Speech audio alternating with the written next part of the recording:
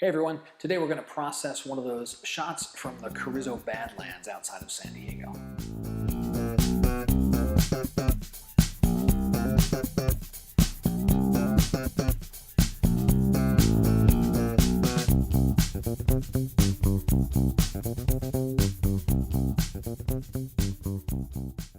Welcome back to another episode of In Post. My name is Scott Davenport, and we're going to look at one of the photos I took of the Carizzo Badlands. So you saw in the field episode, you saw some of the behind the scenes from this shot, and I had to change up my compositions to suit the lighting and the lack of a good solid foreground subject. And so as I was taking those shots, I was looking at the various shapes of these mountains and formations as really as an alien landscape, something different that we don't normally get to see. And so I wanted to play that up a little bit in the post-processing. So let's go over the computer, grab one of those images, and give it some stylization. So I have two exposures loaded into Perfect Photo Suite here. I've got the nominal exposure, which captured the foreground and completely blew out the sky. And then beneath it, the underexposed image, which has a nice sky, and this area is too dark. So the first thing to do is do a little masking to blend these together. And I've put the nominal exposure on top, and I'm going to bring back the sky with a masking plug. So just drop that on the... feather this out a little bit. I'm okay that this hill gets a little dark, and this spot we can bring back in with a masking brush in a minute. The main thing is to make sure we get most of that sky in there. So that's looking pretty good as a starting point. And now, grabbing the masking brush, and I'll do like about 80% to bring in most of this dark area. Bring that up. Let's go ahead and use the perfect brush. And oops, let me switch to paint in and bring back our currently selected layer, which is this top layer here. Brush that through there and just kind of feather and smooth it out. And for this one, I'll start a little bit lower.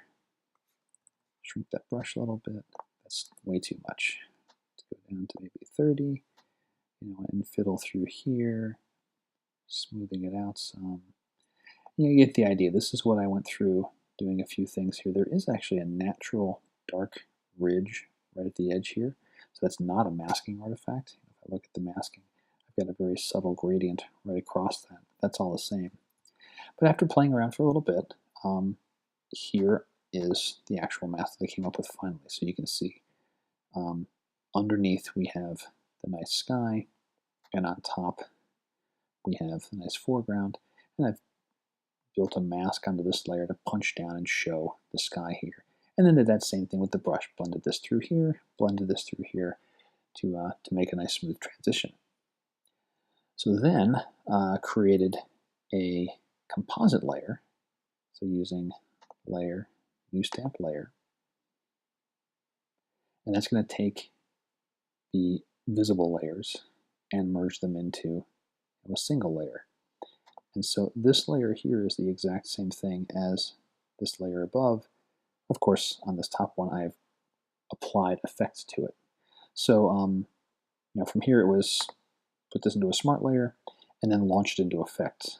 So what I'm going to do now is I'm going to open up the layer I've already worked on in effects so you can see the different filters I added. And I ended up adding quite a few of them. So let me pop over into effects and we'll continue there. And here we are in Perfect Effects, and here's our base layer. You can see I end up adding a whole bunch of different filters to this image, and I'm going to start walking through them right now. The first thing I am going to do is I'm going to hide the navigator with Command 1, which is also Control 1 on a PC, just so you have a little more real estate here and we can see the different sliders, how they've been set.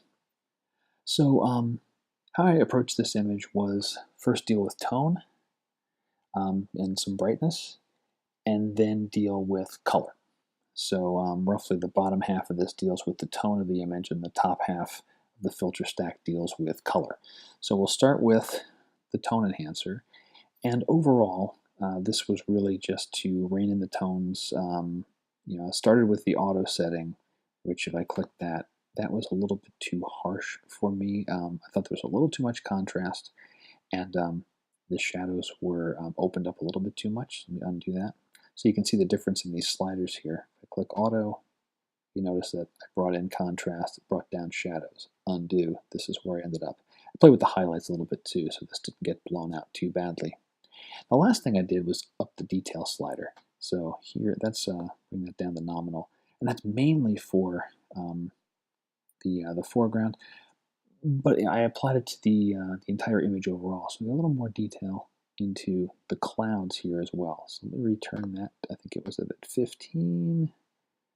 Yeah, right about there. There we go. Now next is a sunshine filter, and this one was kind of an experiment. I knew I wanted a feeling of a little more brightness, so I applied the sunshine filter, played around with the presets, and liked how strong worked on the sky, but not what it did to the foreground. If I reset the mask, you can see the foreground, it's very blue. It's this really nasty blue tinge.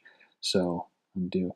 I dropped a masking bug with a simple gradient and just made a nice big long feather here, so that it removed the blue from the majority of the foreground and then just stretched it out through the background. But it still brought in some nice brightness and warmth into the upper part of the sky. So if I'll toggle that on and off, you can see that that sky brightens up. It doesn't feel as dingy. That -2 exposure was a little dingy. Next, the adjustable gradient. This is a subtle touch. It's just a minor reduction to brightness, and I just applied it to the entire image. As much as I liked the sunshine, I felt things were a little bit on the bright side, so pulled that down a little more. Next filter up was, again, more dealing with tone, but this time with really just the foreground. This was to add more detail. You can see it does get quite a bit darker as a result of that tone, but I wanted more detail into these rocks and these shadowy formations, because they're going to play an important role in the overall feel of this photo. I'm going for that, not of this earth alien landscape feel, and so I want these jagged cut rocks and hill faces to really jump out. So this was the tone and brightness and so forth. Now we get into color. So the first color adjustment is just really a slight tweak. I had tried auto, I'll show you that, and it was not, it was a little bit too cold, and the tint was a little bit off. Let me update that. So I actually brought the warmth up. So here's auto again. You can see it set the temperature a little bit cooler, and I dragged that warmth up to 4, and that did nice things for the sky there. Just gave that nice orange feeling to it. It reined in a little more of this upper left portion of the sky, and I did not do anything in the color ranges, so all these are just set to the defaults, which are no adjustments whatsoever. The sky is very hot up here, so this is where I turned to a photo filter, and this was to pull in the color there. So I chose a graduated filter type, and the color the filter color, I should say, that's the default for the photo filter, so no change there. What I did change is with the graduated filter type, you get this other selection box for the position of the gradient. Where do you want the graduation to start? You can adjust it entirely here. You have all these different choices, and I chose the top third fast because, and mainly I'm interested in having the top third of the photo apply this colored filter, and it is a pretty quick transition from the brights of this sky down to the dark part of this hill. So this was a very good fit for the picture.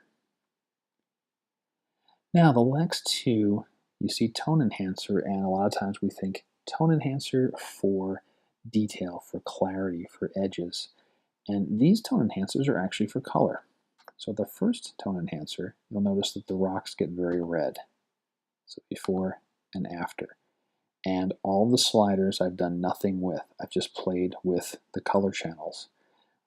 Brought the blues down only in the shadow area. So by only working in this lower left quadrant, shadows, your darkest darks are here, your lightest lights are here, and putting these points on the curve and then manipulating, either brighter or darker, up being brighter, down being darker, and anchoring things with other points, you can really isolate your changes to just certain brightness or dark areas of your image. Work on the highlights or work on the shadows. So the blue went down, but the red is where the big change happened. So I brought the red all the way up like this. You can see if I take it really far, it's going to get, it's too otherworldly. But, oops, there we go.